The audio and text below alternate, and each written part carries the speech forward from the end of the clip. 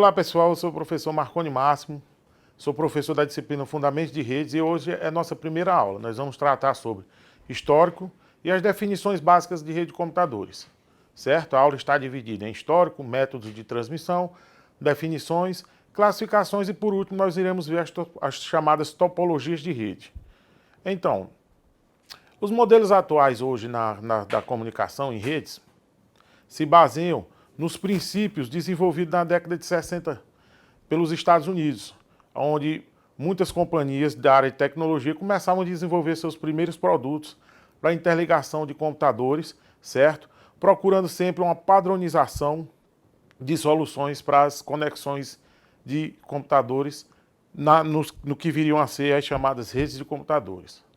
Então, na década de 70, houve movimento das empresas como a DEC, a Intel e a Xerox, que eram as grandes fabricantes de computadores nesse período, para que se desenvolvesse padrões e soluções para as redes de computadores. Então, nesse período surgiu o primeiro padrão, que foi o padrão chamado Ethernet, certo? Aí vocês podem acompanhar na imagem o exemplo dos primeiros computadores que começaram a ser interconectados, certo? Com o passar dos anos, houve um processo evolutivo nesses padrões, certo? Sendo que a base sempre foi a década de 60, onde se iniciou todo o processo que muitos padrões desenvolvidos naquela época, muitas soluções ainda hoje são empregadas, certo? Tudo isso começou com a chamada primeira rede de computadores do mundo, que foi a ARPANET, que surgiu entre o período de 1969 a 1972. Foi a primeira rede criada no mundo, foi uma rede militar desenvolvida pelos norte-americanos e que mais tarde ela foi interligada a centros de pesquisas espalhados pelo mundo, como a Universidade de UCLA, certo? A CRI e a Universidade de Utah, na Califórnia. Durante esse período, houve uma interligação dessas redes, a ARPANET, e ela começou a se expandir. Então, a ARPANET, que é a mãe de todas as redes, por assim podemos dizer, ela tem características por possuir terminais BUS, são aqueles terminais sem processadores, certo? Onde tudo é interligado a um mainframe, comunicação com o computador central, o próprio mainframe, certo? Consolidação dos princípios de comunicação de dados e o surgimento do modem. O modem era justamente para fazer a interligação dos computadores remotos à ARPANET. Então, com o passar do tempo, houve um processo de expansão dessa rede. E aí, para quando essa rede foi expandida, houve a necessidade de se criar soluções mais simples, para que diferentes fabricantes pudessem se interconectar a essa rede, independentemente dos produtos que eram fabricados, computadores e sistemas operacionais, certo? Aí nós temos um exemplo de uma figura mostrando o computador durante o período da ARPANET, certo? E aí, em 1974, houve a principal mudança na ARPANET, que foi o surgimento do protocolo TCP/IP. Esse protocolo é a base de toda a rede que nós temos hoje. O desenvolvimento dos protocolos da arquitetura TCP/IP é a base do que hoje nós conhecemos como a internet.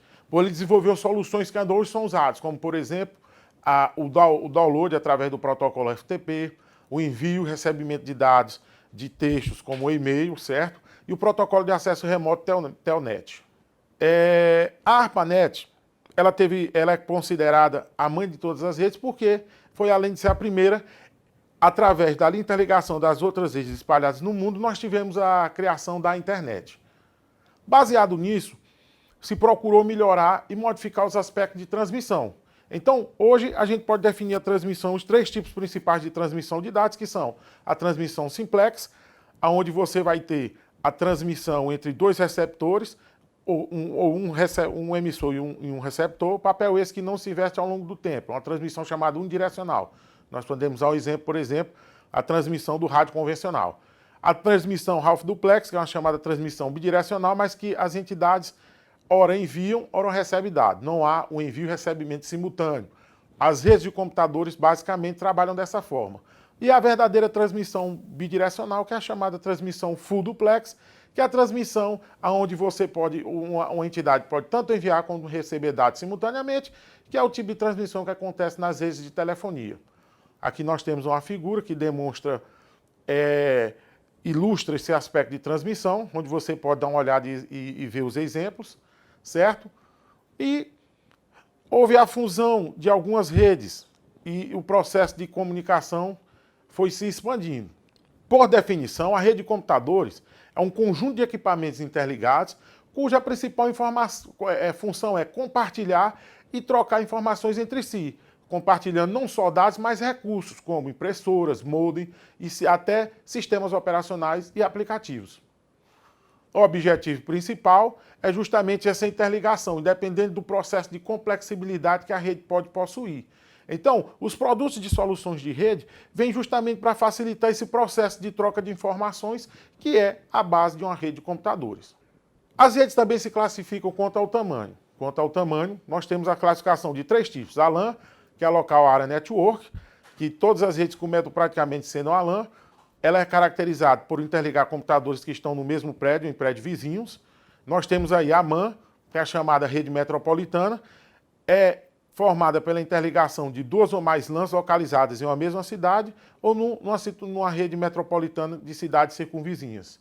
E nós temos a maior delas, que é a WAN, que é o Wide Area Network, que é a rede geograficamente distribuída, onde são formadas pela interligação de LANs espalhadas por países diferentes ou até mesmo continente. Um exemplo maior que nós temos de wide é a própria internet, certo? Aí você tem a definição sobre algumas características, certo? Aqui a descrição sobre a LAN.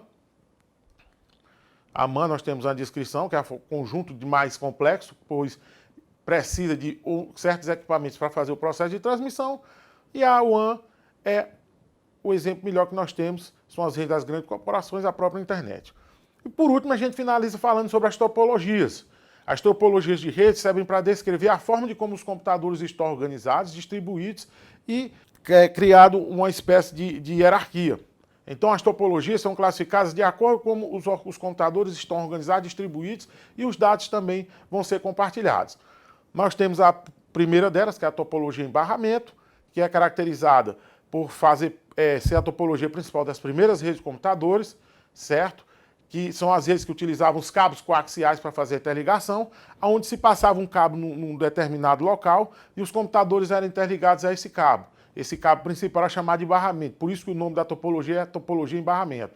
Só para finalizar a questão da topologia em barramento, você pode ter como exemplo de um cabo coaxial aquele cabo que nós usamos nas redes parabólicas.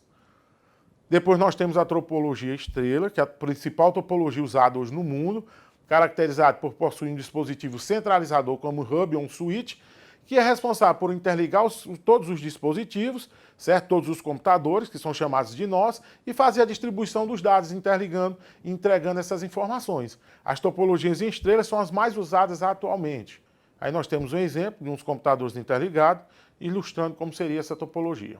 Nós temos ainda a topologia anel, que é a topologia mais rápida, é caracterizada por fazer a interligação dos computadores como se fosse um anel circular, onde a transmissão pode ter 2 sentidos de sinal, pela esquerda ou pela direita, porque cada computador, que nós chamamos de host, certo? É interligado com o seu vizinho da esquerda e com o vizinho da direita.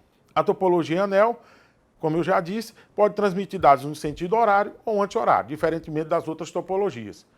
A figura ilustra como seria as topologias, que é uma das topologias mais usadas em ambiente científico, ambiente de pesquisa, certo? Por último, nós temos a topologia híbrida, que é formada pela junção dessas 3 outras topologias que nós vimos aí. A topologia híbrida, geralmente nas grandes redes, como as redes metropolitanas e as redes wide, trabalham com esse tipo de topologia.